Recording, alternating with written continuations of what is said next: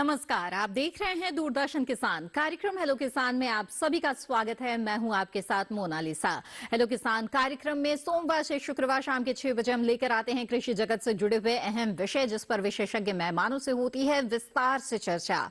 साथ ही आप भी अगर इस कार्यक्रम में जुड़ना चाहते हैं, अपने सवाल पूछना चाहते हैं, तो आप टोल फ्री के नंबर के जरिए हमें संपर्क कर सकते हैं। इसके अलावा ईमेल के जरिए भी आप अपने सवाल हम तक पहुंचा सकते हैं और सोशल मीडिया के अलग अलग प्लेटफॉर्म्स भी है जिनके जरिए आप अपने सवाल हम तक पहुंचा सकते हैं। तो बहुत सारे माध्यम है, किसी का भी आप इस्तेमाल कर सकते हैं। तो आइए सबसे पहले हम आपको आज के विषय के बारे में बता दें। हेलो किसान कार्यक्रम में आज का विषय रहेगा भिंडी की खेती और इसके अलावा रबी फसलों में खरपतवार नियंत्रण।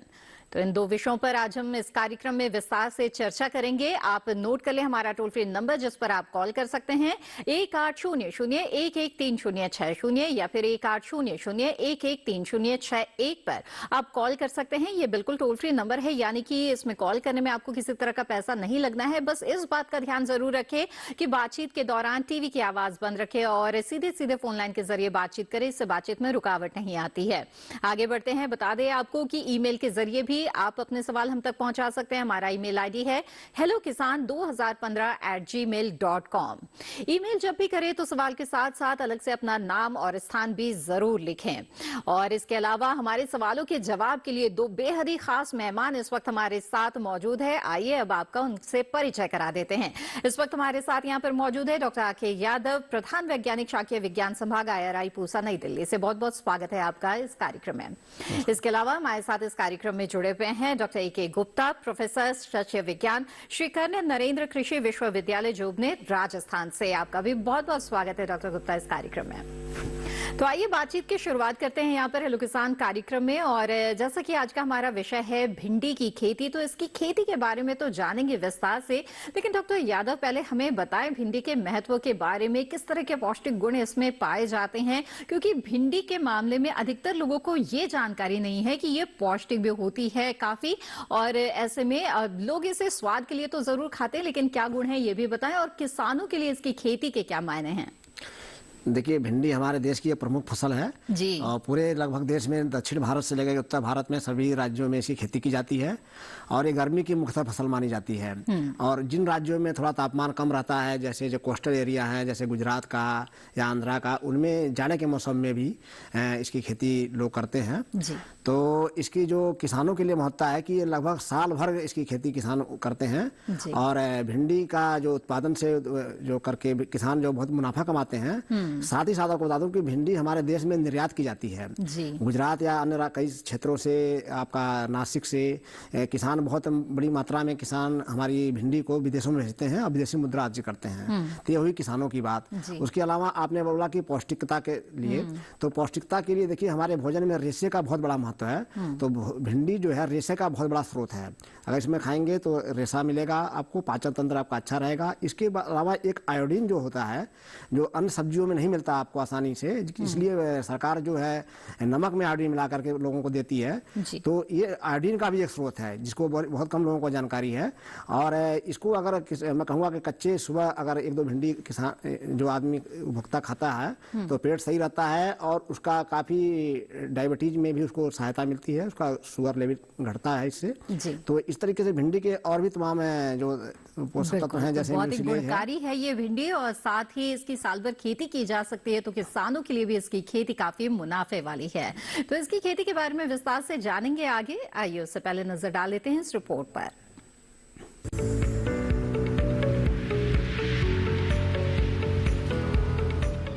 भिंडी भारत के कई राज्यों में प्रमुखता से उगाई जाती है। भिंडी की खेती हरियाणा, पंजाब, बिहार, झारखंड, गुजरात, महाराष्ट्र, असम आदि क्षेत्रों में की जाती है। ये मौसम भिंडी की बुआई के लिए अनुकूल है। वैसे तो हमारे देश में भिंडी की दो पैदावार ली जाती है, एक बरसात में और दूसरी गर्मियों में। भिंडी की बुआई करने से पहले खेतों को जोत कर तैयार कर ले। बुआई के 4 सप्ताह पहले खेत में गोबर की खाद मिलाएं। खरपतवार को साफ कर ले। गर्मियों के लिए उन्नत किस्मों में पूसा A4, पूसा A5, परभनी, क्रांति, उषा के अलावा अन्य किस्मों में वर्षा, उपहार, वैशाली, लाल हाइब्रिड, विजय, विशाल शामिल हैं। किस्म का चुनाव क्षेत्र के हिसाब से करें। बुआई करते समय पंक्ति से पंक्ति की दूरी 4 से 5 सेंटीमीटर व बीज से बीज की दूरी 7 सेंटीमीटर रखें। भरपूर फसल मिले इसके लिए खेत में 100 किलो नाइट्रोजन, 60 किलो फास्फोरस और 50 किलो पोटाश प्रति हेक्टेयर मिलाना चाहिए। अगर बात सिंचाई की करे तो बुआई के तुरंत बाद फसल में पहली सिंचाई करे और इसके बाद जरूरत होने पर ही सिंचाई करे। फसल की अच्छी बढ़वार के लिए खेतों में समय समय पर निराई गुड़ाई करना बेहद जरूरी है। पहली गुड़ाई 15 से 20 दिन के बाद करें। इसके अलावा फसल को रोगों और कीटों से बचाने के उपाय करें।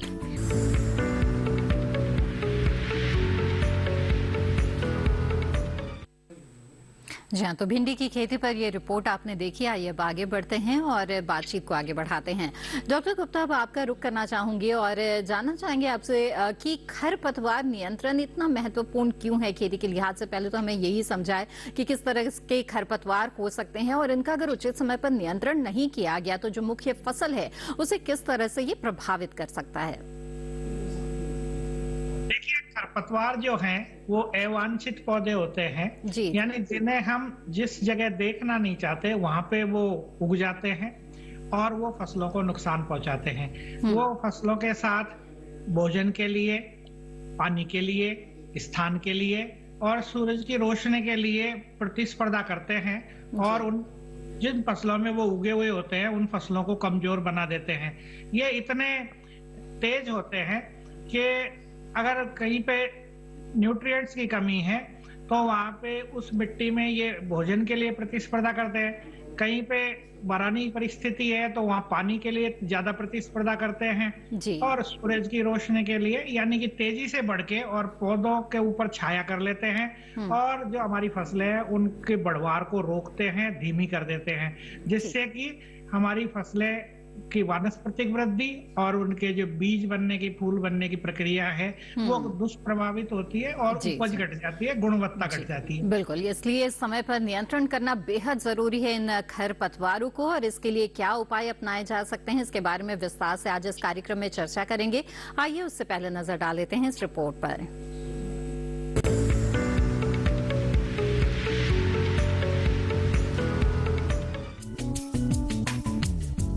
इस समय खेतों में रबी फसलें गेहूं, चना, सरसों, जौ, मटर, मक्का जैसी फसलें लगी हुई हैं। खेत में पर्याप्त नमी और अनुकूल वातावरण खरपतवारों के पनपने के लिए सहयोग करते हैं और ऐसे में सीधा असर फसल की गुणवत्ता और उत्पादन पर पड़ता है।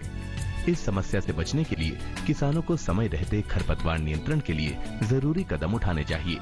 गेहूं में मुख्य रूप से गेहूं का मामा, कृष्ण नील, मोथा, बथुआ, हिरनखुदी, सेंजी, अंकरा, जंगली जई, जंगली पालक जैसे खरपतवार उगाते हैं।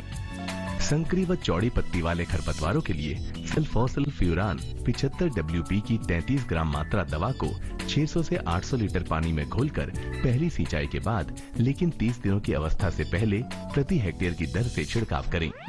जौ में खरपतवार नाशी का प्रयोग सावधानी से करें।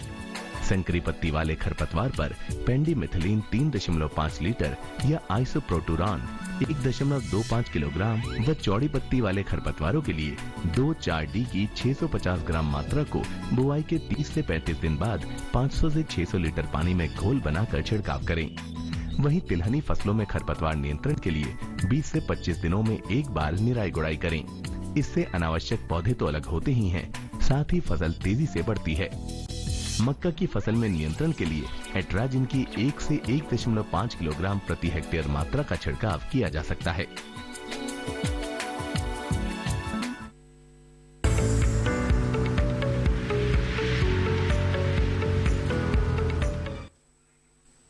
जी हाँ, तो रिपोर्ट आपने देखी। आइए अब बातचीत को यहाँ पर आगे बढ़ाते हैं। डॉक्टर यादव, आपसे जानना चाहेंगे कि भिंडी की बुआई के लिए उपयुक्त समय क्या है। चूंकि आपने बताया मुख्य तौर पर गर्मियों की फसल है और अगर किसान इसकी बुआई करना चाहता है तो किस समय इसकी खेत की तैयारी करनी चाहिए, उपयुक्त समय बुआई का कब होगा? देखिए, जैसे मैंने बताया कि ये गर्मी की फसल है, तो जैसे अभी गर्मी आ जाएगी तो इसमें अनुमानतः मैं आपको बताना चाहूँगा कि जब रात का तापमान या न्यूनतम तापमान 14-15 डिग्री सेल्सियस आ जाए और 25 डिग्री सेल्सियस के आसपास अधिकतम तापमान चला जाए, मतलब औसतम तापमान जो है 18 डिग्री सेल्सियस से ऊपर रहे तब भिंडी के बुआई का अनुकूल समय आ जाता है। तो ऐसे समय में भिंडी की आप बुआई कर सकते हैं जिन क्षेत्रों में इस तरह का तापमान आ जाए। और इसको बुआई से पहले कई बातों का ध्यान रखना पड़ता है कि अच्छी गुणवत्ता का बीज और प्रमाणित बीज आप अपना इकट्ठा कर लें, अच्छी प्रजाति का बीज, और इसको बीज को हमेशा इस मौसम में भिगा करके ही उसको जब अंकुरण हल्का सा आ जाए उसके बाद ही बुआई करें। जी जी बिल्कुल। आइए अब यहाँ पर आगे बढ़ते हैं और डॉक्टर गुप्ता आपसे जानना चाहेंगे कि जैसे कि आपने हमें बताया कि खरपतवार जो है वो कितना नुकसान पहुंचा सकते हैं फसल को, ऐसे में आप बताएं कि इससे नियंत्रण के लिए क्या उपाय अपनाए जा सकते हैं? नियंत्रण के लिए सबसे मोटा जो सिद्धांत है वो है कि इलाज से बेहतर रोकथाम है। तो हम वो कृषि क्रियाएं अपनाएं जिससे कि ये जो हमारे खेतों में खरपतवार आए ही नहीं या उनका प्रसार नहीं हो।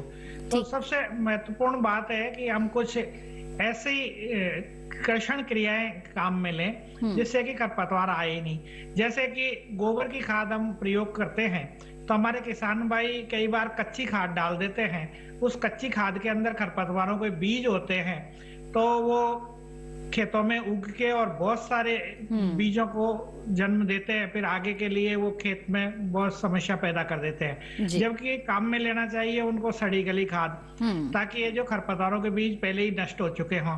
और कच्ची खाद प्रयोग करने से दीमक का भी प्रकोप बढ़ता है। तो एक ये तरीका हुआ। दूसरा है जो जैसे अभी रबी फसलें कटेंगी उसके बाद में गर्मी की जुताई करें। हमारे पास अगर सिंचाई का पानी होता है तो ग्रीष्मकालीन फसल लेते हैं, लेकिन ज्यादातर देश में हमारे यहाँ जो जायद फसल है उसमें खेत खाली रहते हैं। तो उस समय ग्रीष्मकालीन जुताई जरूर करें। वो गर्मी की जुताई करने के फायदे ये है कि जो खरपतवारों के कंद, प्रकंद, मूल कोई पड़े हुए होते हैं वो बहुत तेज तापमान में झुलस जाते हैं। ठीक है, बिल्कुल। डॉक्टर गुप्ता आगे भी आपसे जानेंगे कि किस तरह से खरपतवारों की रोकथाम की जा सकती है। यहाँ पर एक सवाल लेते हैं जो ईमेल के जरिए हमें मिला है। ये सवाल भेजा है चंद्रशेखर निषाद जी ने और आजमगढ़ उत्तर प्रदेश से। इनका सवाल ये है कि लाल भिंडी की वैरायटी यानी कि किस्म के बारे में बताएं। जी हाँ, तो डॉक्टर यादव बताएं, ये बहुत ही अच्छा सवाल है और एक नई तरह की है ये लाल भिंडी जो अब प्रचलित होने लगी है, लोकप्रिय होने लगी है। कौन सी किस्म इसके लिए अपनानी होगी? देखिए, बहुत अच्छा सवाल है किसानों के लिए और किसानों के मुनाफे का भी सवाल है कि लाल भिंडी से कुछ किसान जो है कई गुना ज्यादा जो मुनाफा कमा रहे हैं। ये सामान्यतः बाजार में सामान्य भिंडी से कभी कभी 3 से 4 गुना ज्यादा दाम में मिलती है और जो मॉल हैं इन सब में इसकी बहुत ही मांग रहती है। क्योंकि पौष्टिक तत्वों से भरपूर है भिंडी। इसमें एंथोसायनिन नामक तत्व होता है जिसकी वजह एंटी कैंसर प्रॉपर्टी होती है जिसकी, तो आपको कैंसर जैसे बीमारियों में आपको लड़ने में सहायता करती है या उनका प्रभाव कम करती है। तो ये इनका एंथोसायनिन पिगमेंट है। तो इसकी जो हमने कई प्रजातियां विकसित की है हमारे देश में, अभी हाल ही में 4-5 साल से इसका प्रचलन शुरू हुआ है। तो सबसे पहले काशी लालिमा एक प्रजाति विकसित की गई 3-4 साल पहले। वो Indian institute of vegetable research Varanasi है, वहाँ से आपको बीज उसका मिल जाएगा, राष्ट्रीय बीज निगम से मिल जाएगा। अभी हाल ही में हमने इस साल एक नई इसी को देखते हुए प्रजाति विकसित की है, पूसा लाल भिंडी 1। ये प्रजाति आप गर्मी के मौसम में भी लगा सकते हैं, बारिश के मौसम में लगा सकते हैं और इसका रंग बहुत ज्यादा है। इसमें जो तत्व है जो जिसके लिए प्रचलित है, जो इसकी मात्रा अन्य प्रजातियों से दुगना है लगभग। तो आपको ये खास तौर से जानकारी मिलती है कि जो जिसके लिए विकसित की गई हैं उनकी मात्रा बहुत ज्यादा है। तो किसान को इस पे ज्यादा मुनाफा मिलने की संभावना है। बिल्कुल। तो चंद्रशेखर जी, काशी लालिमा और पूसा लाल भिंडी 1, इसकी 2 प्रजातियां हैं, आप इसको प्राप्त कर सकते हैं। बिल्कुल। तो भिंडी के अन्य किस्मों के बारे में भी आगे जानेंगे, लेकिन इस वक्त हमारे साथ एक कॉलर जुड़ गए हैं। उनका सवाल यहाँ पर ले लेते हैं। जीवन लाल जी इस वक्त मध्य प्रदेश से हमारे साथ जुड़े हुए हैं। जीवन जी, स्वागत है आपका, पूछे अपना सवाल। जी जीवन जी, हम आपको सुन पा रहे हैं, आप अपना सवाल पूछ सकते हैं। जीवन जी, क्या आप मुझे सुन पा रहे हैं? हेलो हेलो जी। पौधे की दूरी सर भिंडी। अच्छा, भिंडी में पौधे से पौधे की दूरी कितनी होनी चाहिए ये जानना चाहते हैं। ठीक है डॉक्टर यादव। हाँ, तो जीवन लाल जी, जैसे गर्मी के मौसम में आप भिंडी की खेती करेंगे तो इसमें लाइनों से लाइनों की दूरी आप 1.5 फीट रखिएगा और पौधों से पौधों की जैसे आप बुआई कर देते हैं 8-10 सेंटीमीटर की दूरी पर, बाद में पौधों से पौधों की दूरी में 15 सेंटीमीटर की दूरी रखिएगा। तो मतलब आधा फीट की दूरी पे पौधे बाद में जो ज़्यादा पौधे होते हैं उसको निकाल के अलग कर दिया जाता है जमाव के बाद, या और 15 सेंटीमीटर या आधा फीट की दूरी पौधों से पौधों के बीच में रखी जाती है, तो अच्छी बढ़वार होती है। और गर्मी में थोड़ा सा घना रखा जाता है इसलिए क्योंकि गर्मी पड़ती है तो तापमान को नियंत्रण करने में भी सहायता करती है, जमीन नीचे नहीं गर्म हो पाती है, तो घना थोड़ा सा घना रखा जाता है। तो पौधों से पौधों की दूरी 15 सेंटीमीटर और लाइनों से लाइनों के बीच की दूरी 1.5 फीट की दूरी रखिएगा। और जिससे कोशिश करिएगा कि आप मेड़ों पे अगर लगाएं इसको तो अच्छी देख रेख करने में और पानी देने में और तमाम संस्क्रियाओं में लाभ मिलता है और अच्छी पैदावार होती है। बिल्कुल। तो जीवनलाल जी, उम्मीद है आपके सवाल का जवाब आपको मिल गया होगा और इसी तरह से टोल फ्री नंबर पे आप कॉल कर सकते हैं और सवाल पूछ सकते हैं। इसके अलावा हेलो किसान 2015@gmail.com पर आप ईमेल भी भेज सकते हैं और अपने सवाल पूछ सकते हैं। बातचीत को आइए यहाँ पर आगे बढ़ाते हैं और डॉक्टर गुप्ता, आपसे जानना चाहूंगी कि खरपतवारों पर नियंत्रण पाने के लिए कई खरपतवार नाशी का भी इस्तेमाल किसान करते हैं, तो इन खरपतवार नाशी का इस्तेमाल जो है वो किस तरह से या किस अवस्था में किया जाना चाहिए? मैं किसान भाइयों को ये संदेश देना चाहता हूं कि खरपतवार नाशियों का प्रयोग आखिरी हथियार या आखिरी विकल्प के रूप में करना चाहिए। जैसा मैंने पहले बताया उसको दोहराऊंगा, इलाज से बेहतर रोकथाम है। तो हमारी कर्षण विधियां जो कल्चरल मेथड्स हैं, जिसमें बात कर रहे थे कि हम गोबर की सड़ी हुई खाद काम में लें, हम फसलों को पहले अगर मान लो सिंचाई की सुविधा है तो खेत में पानी भर के और खरपतवारों को उगने दें और फिर बाद में उनको पलट दें और बुआई उसके बाद में करें। तो जो खरपतवार आने हैं, जो मेन फ्लश है वो पहले ही खत्म हो जाएगा। इसी तरह से जो परजीवी खरपतवार हैं उनके लिए हम अगर फसल चक्र क्रॉप रोटेशन अख्तियार करते हैं तो उससे भी खरपतवार नियंत्रित होते हैं। फिर अगर यानी कि फसल चक्र को अपनाना बेहद जरूरी है, इससे किसानों को काफी फायदा होता है। मिट्टी की उर्वरता तो बढ़ती है लेकिन खरपतवारों से भी आपको छुटकारा मिलता है। बातचीत को आगे बढ़ाएंगे लेकिन इस बीच वक्त हो गया है एक छोटे से ब्रेक का, तो हेलो किसान कार्यक्रम में रुकते हैं एक छोटे से ब्रेक के लिए। जल्द हाजिर होंगे, आप बने रहें दूरदर्शन किसान पर।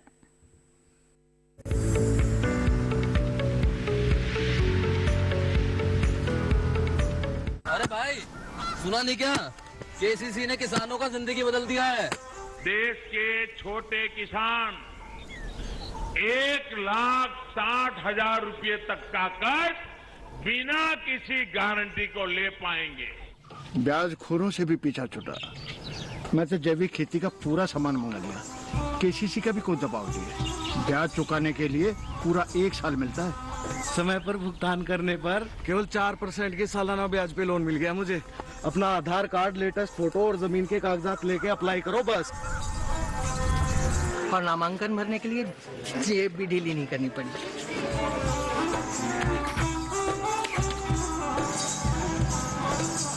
चाचा, उधार चुकाने के 24 घंटे के बाद उतने ही पैसे वापस निकाल सकते हैं।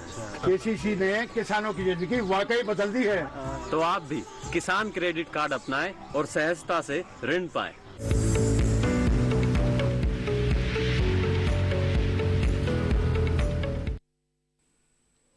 ब्रेक के बाद आप सभी का फिर से स्वागत है। आप देख रहे हैं कार्यक्रम हेलो किसान। आज इस कार्यक्रम में हम भिंडी की खेती और रबी फसलों में खरपतवार नियंत्रण विषय पर चर्चा कर रहे हैं। इन विषयों के बारे में अगर आप जानकारी हासिल करना चाहते हैं तो आप हमारे टोल फ्री नंबर पर कॉल कर सकते हैं 1800-113060 या फिर 1800-113061 पर। इसके अलावा 2015 माफ कीजिएगा हेलो किसान 2015@gmail.com पर भी आप ईमेल भेज सकते हैं और अपना सवाल पूछ सकते हैं, जिसमें अपना नाम और स्थान जरूर लिखें। आगे बढ़ते हैं और इस वक्त हमारे साथ एक कॉलर जुड़ गए हैं। आइए उनका सवाल यहां पर लेते हैं। जी नमस्कार, स्वागत है आपका। भजनलाल जी, बताइए क्या जानना चाहते हैं? हेलो जी भजनलाल जी, हम आपको सुन रहे हैं, आप अपना सवाल पूछ सकते हैं। भिंडी का बीज पूछ सकते हैं जी कि 1 किलो में कितना लगेगा? भिंडी की कौन सी बीज लें? हाँ जी ठीक है, यानी कि आप किस्म के बारे में जानना चाहते हैं, तो बताएं डॉक्टर यादव। हाँ, जैसे भजनलाल जी आप ने पूछा कि भिंडी की कौन सी किस्म लें, किस्मों, तो उसमें जैसे आप हरियाणा के हैं तो वहाँ से भी हिसार उन्नत या वर्षा उपहार जो हरियाणा कृषि विश्वविद्यालय की प्रजाति है उसको भी ले सकते हैं। इसके अलावा वहाँ पर हमारा पूसा की एक प्रजाति है, पूसा भिंडी 5, जिसकी हमने हाल ही में विकसित किया है। इसको बीमारियां भी कम आती हैं और इसका रंग भी बहुत हरा है और इसकी बहुत ज़्यादा बढ़वार नहीं है और पैदावार बहुत ज़्यादा है। तो ये भिंडी या पूसा भिंडी 5 आप राष्ट्रीय बीज निगम भी हरियाणा में है, वहाँ हिसार में, वहाँ से भी प्राप्त कर सकते हैं, दिल्ली से भी प्राप्त कर सकते हैं, हमारे किसी संस्थान से भी प्राप्त कर सकते हैं, जैसे कि हमारा करनाल में एक रीजनल स्टेशन है पूसा संस्थान का, वहाँ से भी प्राप्त कर सकते हैं। तो ये जो आपको पूसा भिंडी 5 का बीज आप प्राप्त कर लीजिए, इसको लगाइए, इससे बहुत मुनाफा होगा। आपने ये भी जानना चाहा कि 1 किले में कितना आपको बीज की आवश्यकता होगी। तो सामान्य तौर से आप जानिए 4 से 5 किलो बीज जो 1 एकड़ या आपने 1 किला बोला है उसके लिए पर्याप्त होता है। तो 4 से 5 किलो बीज की आप व्यवस्था करके और उसके किले के हिसाब से आप बुआई कर दीजिएगा। जी भजन लाल जी, उम्मीद है आपके सवाल का जवाब मिल गया होगा।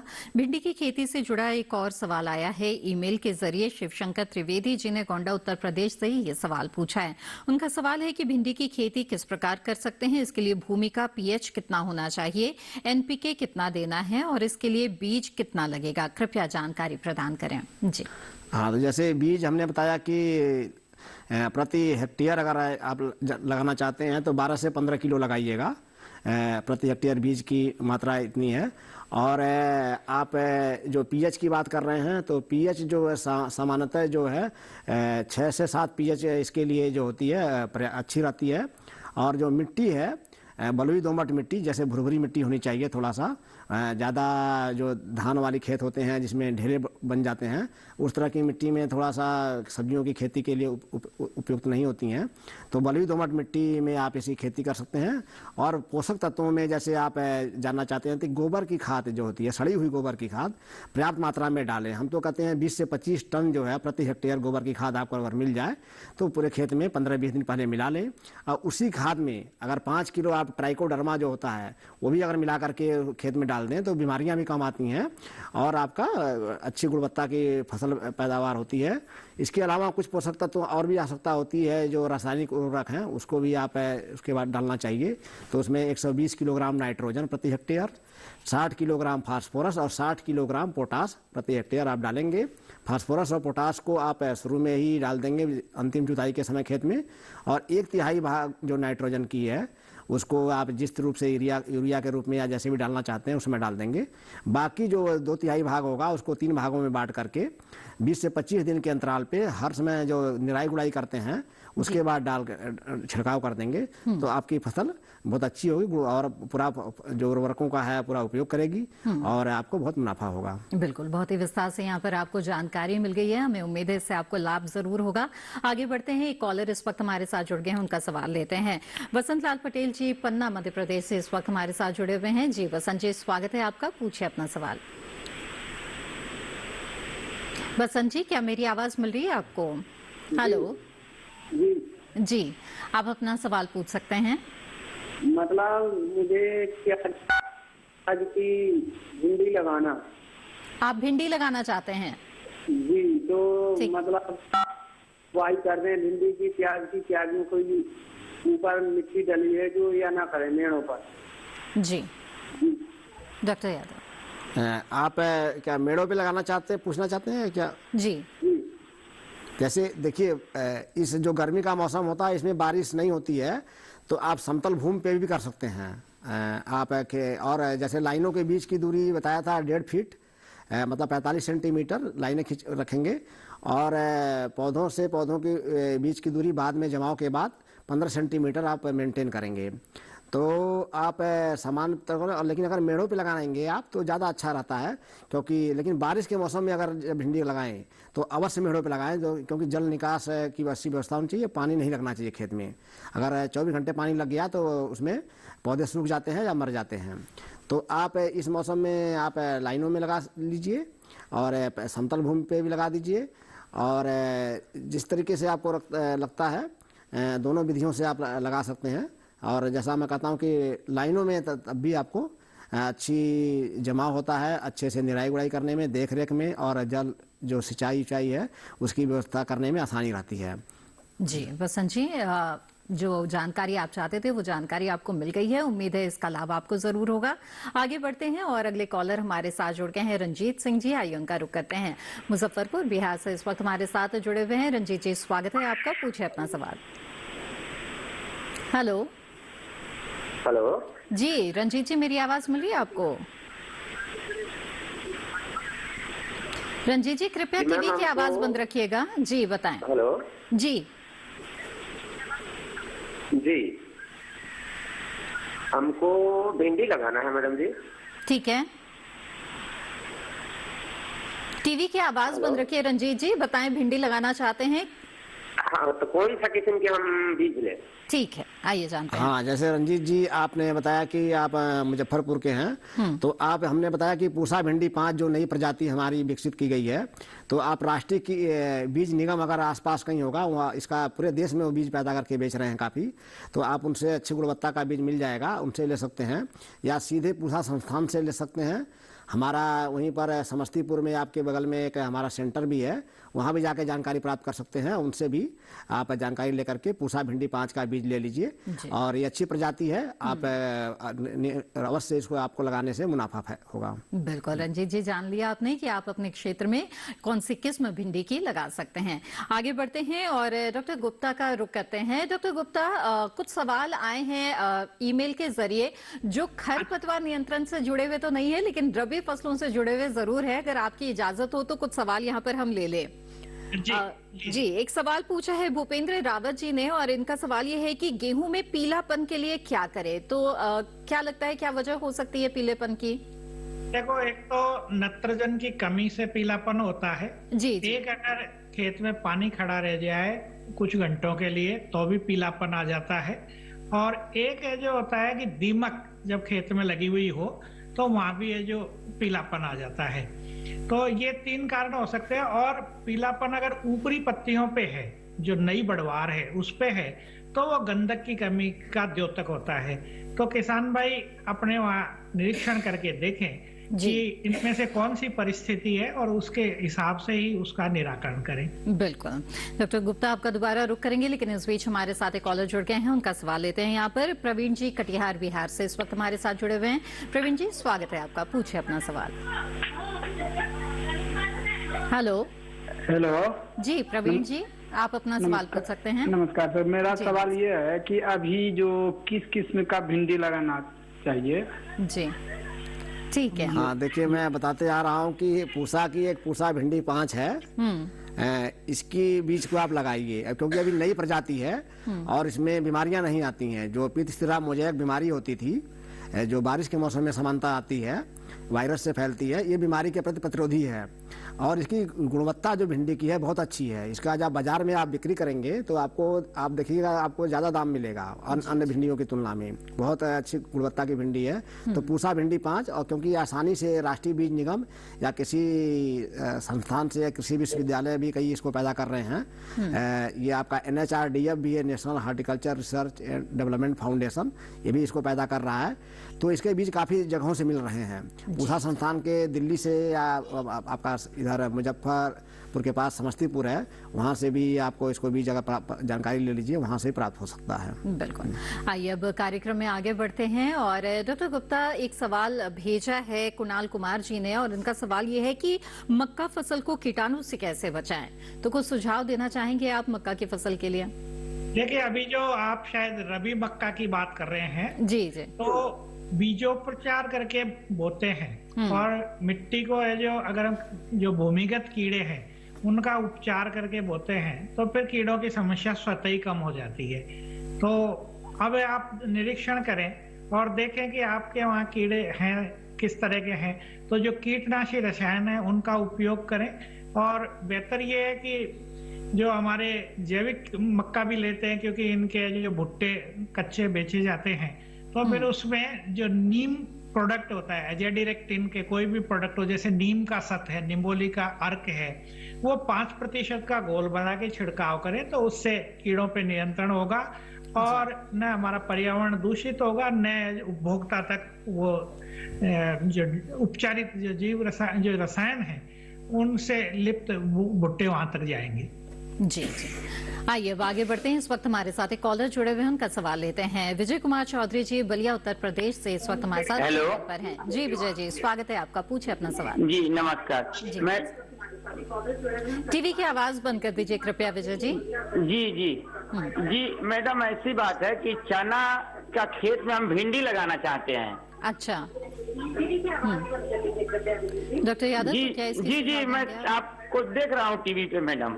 हाँ, लेकिन आवाज मत सुनिए कृपया, फोन लाइन के जरिए थोड़ा आवाज बातचीत कम कर दो टीवी जी, पे। आवाज बंद कर दीजिए। ठीक है, आप चने के साथ भिंडी हाँ, लगाना चाहते हैं। आपका जो सवाल है कि चना के खेत में भिंडी लेना चाहते हैं, तो आप चना की फसल जैसे खत्म हो जाएगी या पकने वाली होगी, उसके बीच में अगर जगह है तो हाँ लाइनें खींच करके आप भिंडी को पहले लगा सकते हैं। लेकिन जब बुआई करेंगे उसमें पर्याप्त नमी होनी चाहिए, नहीं तो जमाव में दिक्कत आ जाएगी। तो इसलिए मैं कहूँगा कि जैसे ही चना की फसल समाप्त हो जाती है उसी के तुरंत बाद आप भिंडी खेती कर सकते हैं। भिंडी की खेती आप देखिए 15 फरवरी के बाद से मार्च अप्रैल तक किसान बोते रहते हैं, तो आपका तब तक फसल खत्म हो जाएगी और चना को निकाल लीजिए। उसके बाद इसको लगाइएगा तो अच्छी गुणवत्ता की भिंडी होगी, क्योंकि उसमें दलहनी फसल आपने लगा रखी है, तो दलहनी फसलों से जमीन की जो नाइट्रोजन की मात्रा बढ़ जाती है, तो बहुत अच्छी फसल होगी। आप चिंता मत करिए, आप इसमें भिंडी की खेती कर सकते हैं आसानी से। और भिंडी को बीज को भिगा करके लगाइएगा कि जिससे जमाव अच्छा हो और हल्का सा फुटा आ जाए, तब जाके भिंडी की बुआई करिएगा। बिल्कुल विजय जी, जान लिया आपने कि किस तरह से चने के साथ साथ आप भिंडी की खेती भी कर सकते हैं और इसमें आपको सफलता मिल सकती है। इसी के साथ हेलो किसान कार्यक्रम में वक्त हो गया है एक और छोटे से ब्रेक का। जल्द हाजिर होंगे, आप बने रहें दूरदर्शन किसान पर।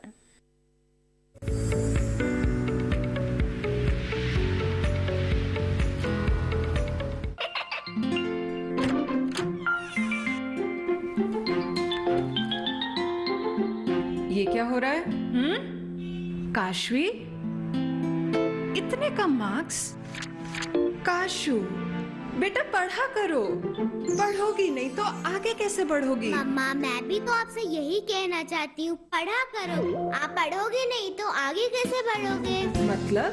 वो देखो, सिर्फ बैक पर छपा ऑर्गेनिक नहीं, ऑर्गेनिक का निशान पहचानिए।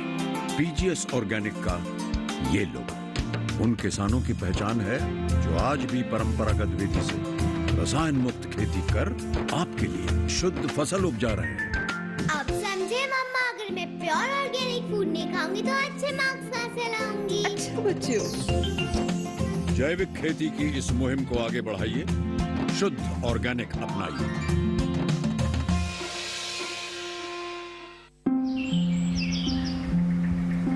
अरे अरे अरे क्या कर रहा है? इधर इधर इधर, हम बोल रहे हैं तेरे बीजू का। पुतला बोल रहा है? हाँ, पक्षियों से तो हम खेत को बचा लेते हैं, पर इन घातक रसायनों से कैसे बचाएं? मतलब? देख बेटा, तू जो ये अंधाधुंध रसायन मिलाता है ना, मिट्टी की सेहत बिगड़ने लगी है, और जब माटी ही कमजोर पड़ जाएगी तो उपज कैसे सेहतमंद होगी? हाँ? अरे पहले ऐसा नहीं था, पूछना अपने बड़े बुजुर्गों से, कैसे फसल लहलहाती थी, शुद्धता झलकती थी। हाँ, माटी भी तंदुरुस्त और लोग भी। अब पहली वाली बात कहाँ? पर अब तो सभी डाले हैं। सब नहीं, आज भी लाखों जागरूक किसान परंपरागत विधि से फसल उगा रहे हैं, खर्चा कम और उपज की कीमत भी बेहतर पा रहे हैं। ठीक है भाई, मैं भी आज से जैविक खेती शुरू करूंगा। माटी से प्रेम की परंपरा है परंपरागत खेती।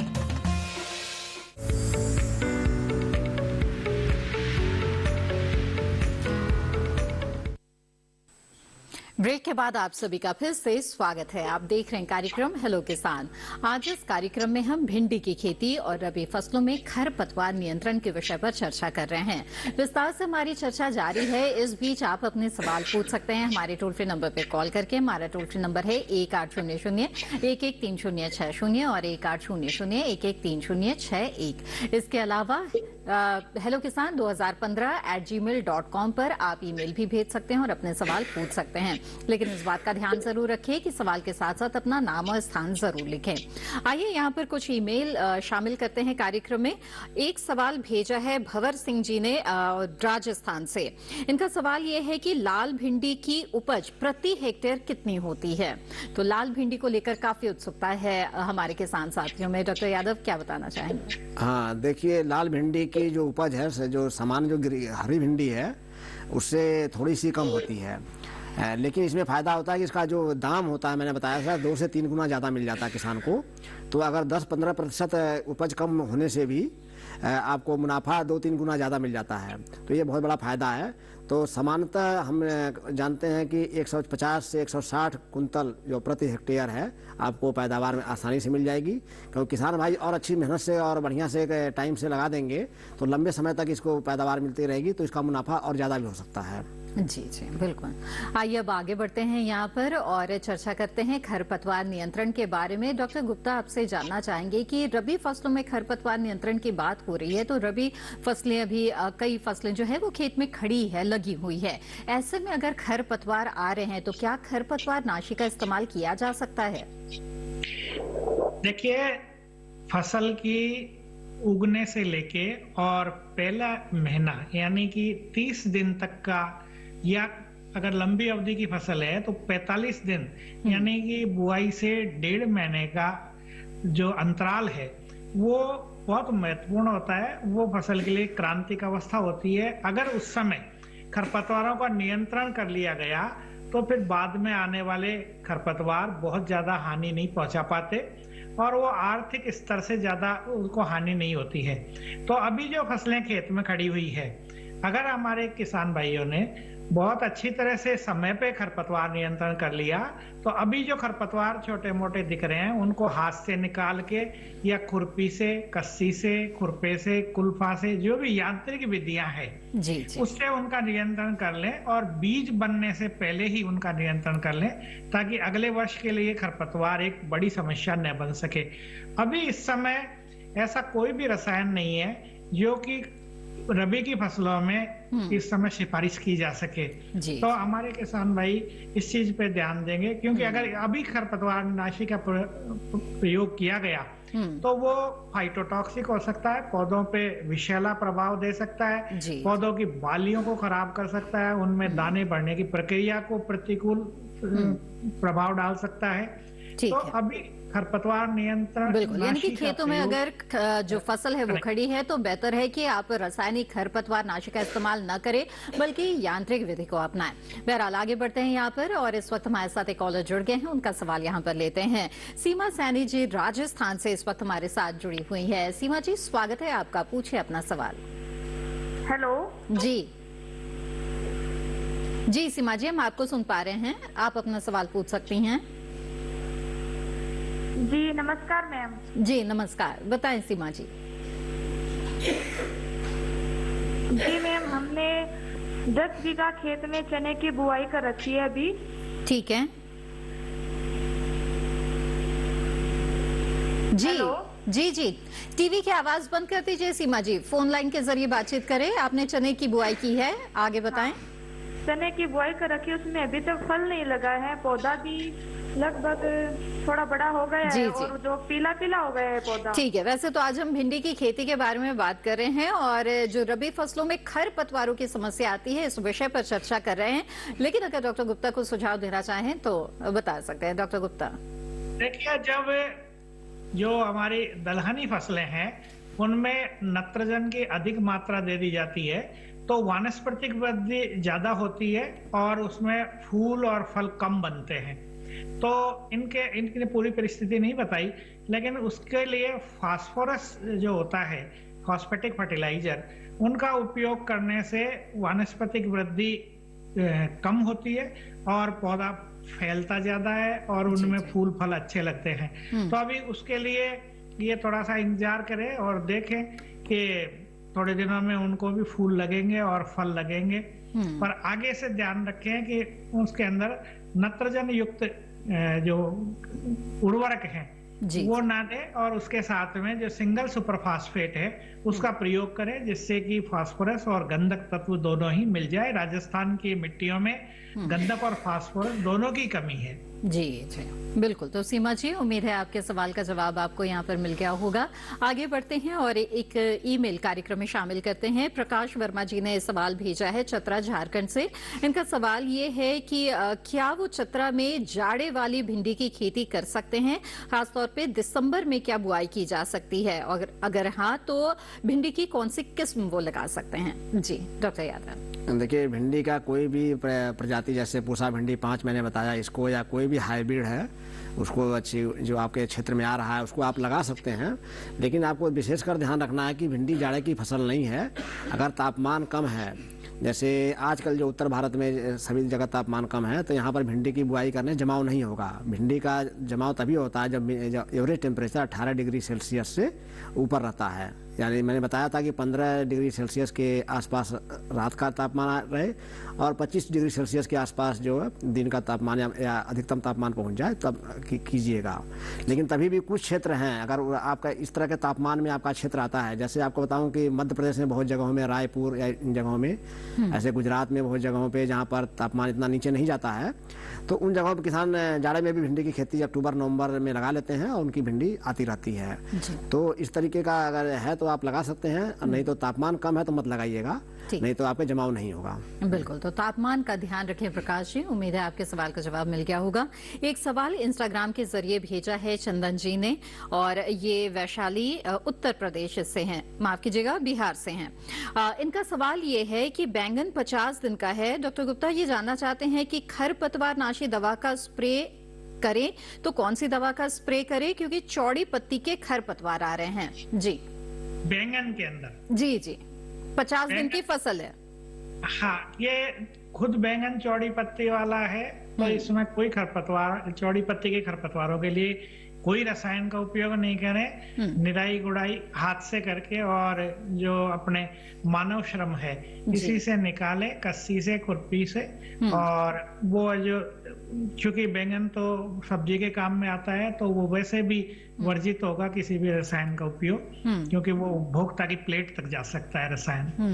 बिल्कुल, तो चंदन जी बिल्कुल, उम्मीद है आपके सवाल का जवाब मिल गया होगा। आगे बढ़ते हैं यहाँ पर, और एक ईमेल भेजा है दिलबाग सिंह जी ने कुरुक्षेत्र हरियाणा से। इनका सवाल यहाँ पर लेते हैं। लाल भिंडी से जुड़ा हुआ एक और सवाल है। डॉक्टर यादव जानना चाहते हैं कि लाल भिंडी की वैरायटी कहाँ से मिलेगी। पूसा का करनाल सेंटर का एड्रेस बताएं। जानना चाहते हैं कि क्या यहाँ से लाल भिंडी की वैरायटी मिल सकती है कि नहीं। हाँ, देखिए, पूसा का जो करनाल सेंटर है, करनाल में ही है, और वहीं पर बहुत सारे संस्थान हैं। तो आप जो NDRI है, नेशनल डेयरी रिसर्च इंस्टीट्यूट है, जो तो डेयरी वाले के एकदम सटा हुआ ही एक करनाल में है, और करनाल में अगर जाएंगे आपको पता चल जाएगा।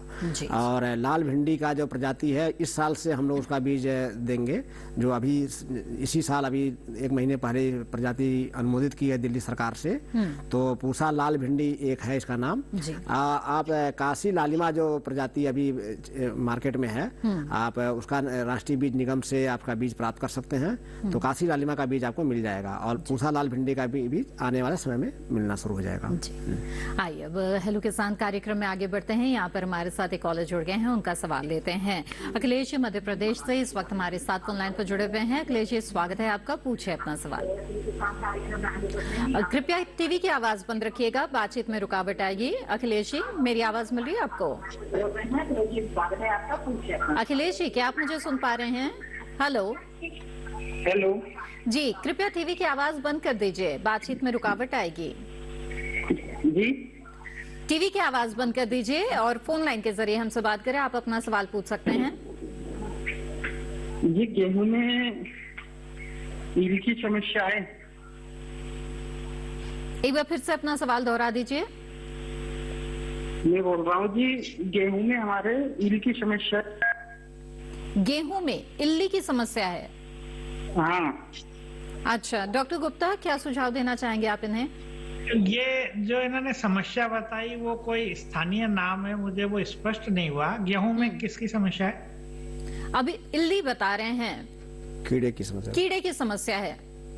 कीड़े की समस्या तो देखिए, अगर दीमक की समस्या है तो उसके लिए जो हमारे क्लोरोपाइरिफॉस नाम का जो रसायन है, ठीक है, वो कीटनाशी है। उसका सिंचाई के पानी के साथ में 4 लीटर प्रति हेक्टेयर के हिसाब से प्रयोग करें जी। और अगर आप इल्ली कोई और चीज को कह रहे हैं, कैटरपिलर की अगर समस्या हो तो कुछ उपाय बता सकते हैं, सुझाव देना चाहेंगे?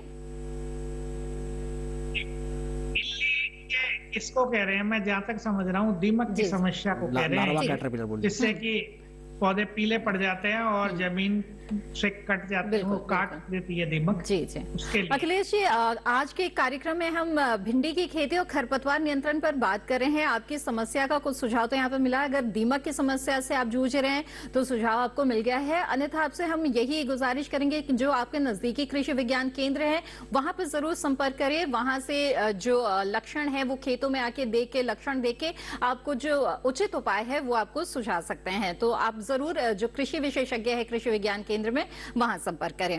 आगे बढ़ते हैं। इस वक्त हमारे साथ एक और कॉलर जुड़ गए हैं, उनका सवाल यहाँ पर लेते हैं। जी नमस्कार, स्वागत है आपका। हर्ष दुबे जी, बताएं क्या जानना चाहते हैं। जी हम ये जानना चाहते हैं, मामा में टीवी की आवाज बंद कर दीजिए हर्ष जी पहले। हर्ष जी, मेरी आवाज मिल रही है आपको? चलिए, साफ तौर पे आवाज नहीं मिल पा रही है और सवाल भी नहीं समझ में आ रहा है। डॉक्टर यादव कुछ कहना चाहते हैं? घास की समस्या इनको लग रही है। गेहूं का मामा एक होता है। अच्छा अच्छा।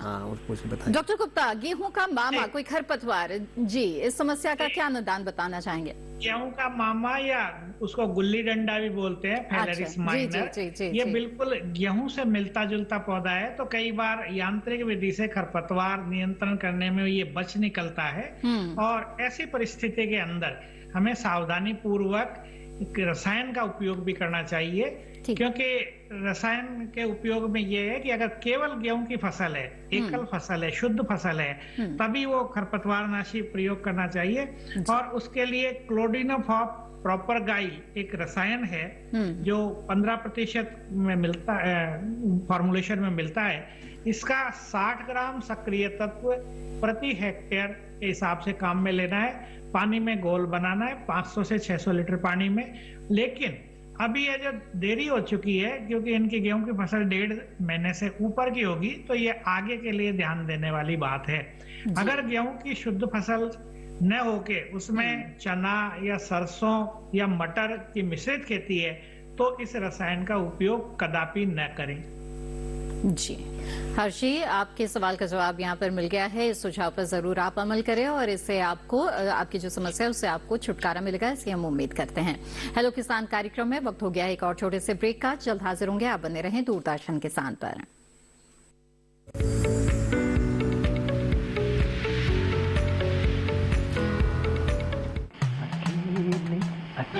अरे वाह भैया, अकेले अकेले। अरे तू भी ले, पर खाएगा कैसे? मैं ऑर्गेनिक खेती की बात कर रहा रे बेटे। अकेले अकेले खेती कब तक करेगा? मतलब गांव में 20-25 किसानों का समूह बना के पंजीकरण करवा ले, फिर सरकारी ट्रेनिंग भी मिलेगी और मुफ्त जैविक बीज खाद भी।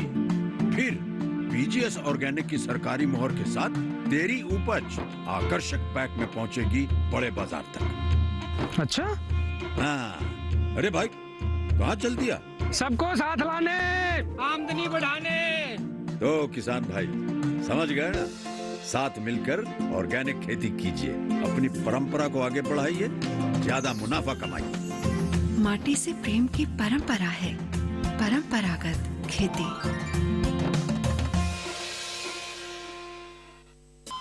अरे सुन तो।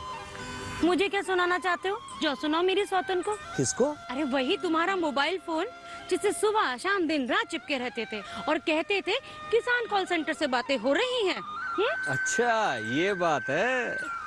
हाँ क्यों, क्या हुआ? अब बात नहीं होती क्या? अब तो झट से बात हो जाती है। ऐसा क्या? हाँ, अब तो ज्यादा लाइनें और खास तकनीक के कारण खेती के माहिरों से तुरंत बात हो जाती है। और अगर कभी लाइन व्यस्त हो तो अपनी समस्या फोन पर रिकॉर्ड करा दो, वहाँ से फोन आ जाता है और समस्या की हल का मैसेज भी आ जाता है। ये देखो आ गया। अरे वाह, इसका मतलब इंतजार की घड़ी अब खत्म। हाँ। तभी मैं सोचूं कि आजकल मुझ पर इतना प्यार क्यों आ रहा है। कृषि संबंधी समस्याओं का अपनी भाषा में तुरंत हल पाने के लिए पूरे भारत में किसी भी फोन से हेल्पलाइन नंबर पर संपर्क करें। किसानों का दोस्त किसान कॉल सेंटर।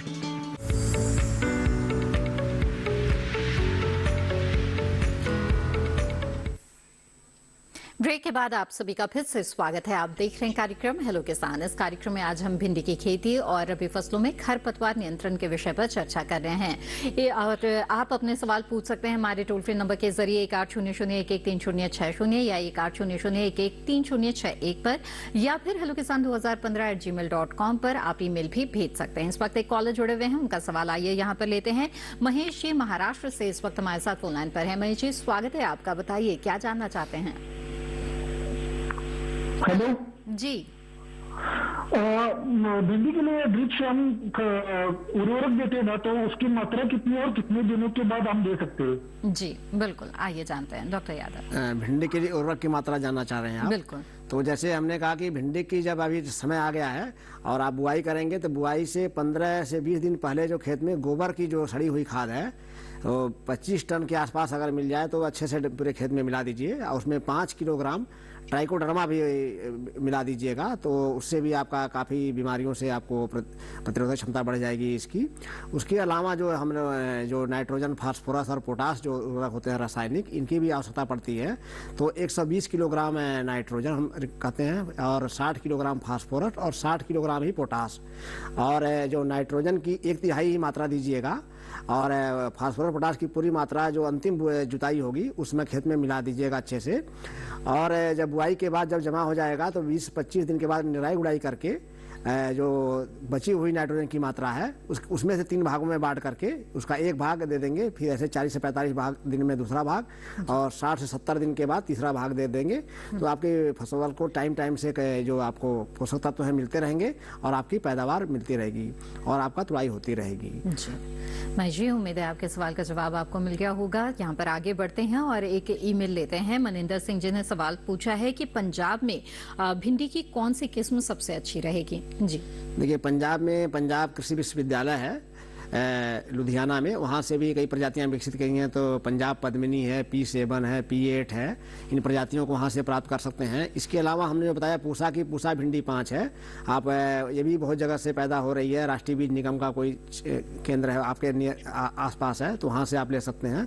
तो इन दोनों प्रजातियों को आप लेकर के लगा सकते हैं। जी बिल्कुल। आइए अब आगे बढ़ते हैं और डॉक्टर गुप्ता जानना चाहेंगे कि रबी फसलों में जो खरपतवार है उनसे छुटकारा पाने के लिए और क्या सुझाव आप देना चाहेंगे, और खास तौर पे किस तरह की सावधानी इस क्रम में बरतनी जरूरी है? देखिए, इलाज से बेहतर रोकथाम है, यानी कि हम खरपतवार को हमारे खेत में आने नहीं दें, शुद्ध बीज काम में लें जिसमें कि खरपतवारों के बीज नहीं हो, और जो हमारी गोबर की खाद है वो अच्छी सड़ी हुई काम में लें। फसल चक्र के सिद्धांत और क्रॉप डाइवर्सिफिकेशन यानी फसल विविधीकरण अपनावें। अंतःशस्य और मिश्रित खेती से भी हमारे खरपतवार पे प्रबंधन जो नियंत्रण लगता है। और जब नियंत्रण की बात आती है तो सबसे पहले हम जो हमारी एग्रो टेक्निक्स हैं, जो कल्चरल मेथड है, उनको अख्तियार करें। फिर भी खरपतवार दिखाई देते हैं तो यांत्रिक विधियों से, जिसमें मानव श्रम से भी खरपतवारों को निकाला जाता है। जैसे अगर छोटे बाड़ी है तो बाड़ी के अंदर हाथ से उखाड़ के भी खरपतवारों पे नियंत्रण पा सकते हैं, या छोटे छोटे यंत्र या बैल चालित यंत्र या ट्रैक्टर से चलित यंत्रों को काम में लें। फिर जैविक विधियां भी है जिसमें कई फफूंद, बैक्टीरिया और जो कीड़े होते हैं उनकी मदद से भी खरपतवारों का नियंत्रण करते हैं। बिल्कुल, और तो बहुत सारे उपाय बताए आपने यहाँ पे डॉक्टर गुप्ता, और लगातार आप हमारे साथ जुड़े रहे। बहुत अच्छी जानकारियां आपने दी, आपका बहुत बहुत शुक्रिया जी। आइए अब हेलो किसान कार्यक्रम में आगे बढ़ते हैं और एक ईमेल ले लेते हैं। प्रतीक जी ने सवाल भेजा है बुरहानपुर मध्य प्रदेश से। इनका सवाल है कि गर्मियों के मौसम में भिंडी की कौन सी प्रजाति लगाएं जो जल्द आने वाली है, और क्या मार्च महीने में भिंडी लगा सकते हैं? हाँ, देखिए, मैंने कहा था कि गर्मी का मौसम आते ही भिंडी की शुरुआत हो जाती है। जी। तो आप गर्मियों के मौसम में, जैसे मैंने पूसा भिंडी 5 बताया, इसको आप ले लीजिए, इसको लगाइए। अन्य भी प्रजातियों को भी आप लगा सकते हैं, लेकिन ये नई प्रजाति है और अच्छी गुणवत्ता की है। आप लगाएंगे तो आपको खुद ही पता चल जाएगा कि क्या इसमें कम सस्ते में और सबसे ज्यादा मुनाफा आपको प्राप्त होगा। और ये मार्च से लेकर के अप्रैल के महीने तक भी आप भिंडी को लगा सकते हैं। तो मैं तो कहता हूँ किसानों को हर 15-20 दिन के अंतराल पे कुछ एरिया में भिंडी लगाना चाहिए, एक बार में नहीं लगाना चाहिए। उससे क्या होता है कि आपको भिन्न भिन्न समय में जिसके दाम जो अच्छे मिलते रहते हैं। जैसे आपने अप्रैल के महीने में भिंडी लगाई तो जाके जुलाई या जून में जाके मिलती है, तो उसमें भिंडी लगभग खत्म हो चुकी होती है पहले की लगी हुई, तो आपको उसमें ऑफ सीजन का एक फायदा हो जाता है। तो ऐसे किसान प्लानिंग करके 15 से 20 दिन के अंतराल पे कई बार में भिंडी लगाता जाए और अप्रैल के अंत तक लगा सकता है। तो मुझे उम्मीद है कि इन सुझावों का जरूर लाभ होगा हमारे किसान साथियों को। डॉक्टर यादव, आपने भी बहुत अच्छी जानकारी दी हमें, आपका भी बहुत बहुत धन्यवाद। तो जाना विस्तार से आज आपने कि किस तरह से भिंडी की खेती आप कर सकते हैं जिससे कि आपको लाभ हो सकता है, और साथ ही रबी फसलों में खरपतवार नियंत्रण कैसे करें। आइए अब आगे बढ़ते हैं और कल के विषय के बारे में आपको बता दें। हेलो किसान कार्यक्रम में कल का विषय रहेगा मोटे अनाज की खेती और कृषि में टिकाऊ खेती का महत्व। इन विषयों के बारे में कल आप लाइव कार्यक्रम के दौरान तो सवाल पूछ ही सकते हैं टोल फ्री नंबर के जरिए। इसके अलावा ईमेल के जरिए आप अपने सवाल हम तक पहुंचा सकते हैं। हमारा ईमेल आईडी है hellokisan2015@gmail.com।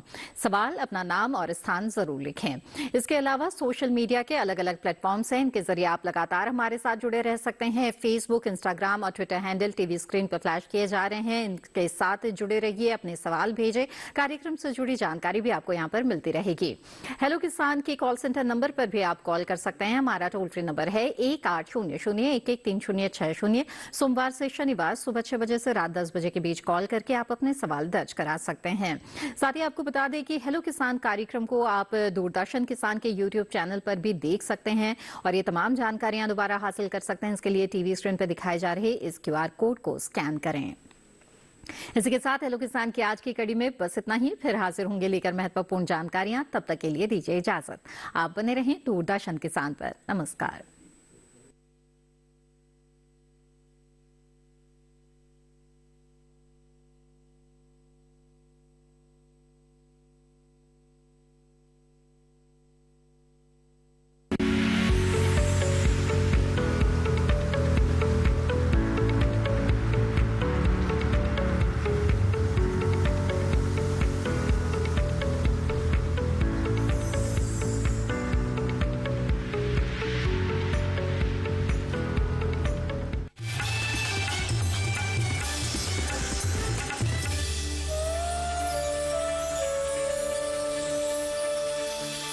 सिंगर का बहुत बड़ा हाथ होता है एक गाने को सुपर हिट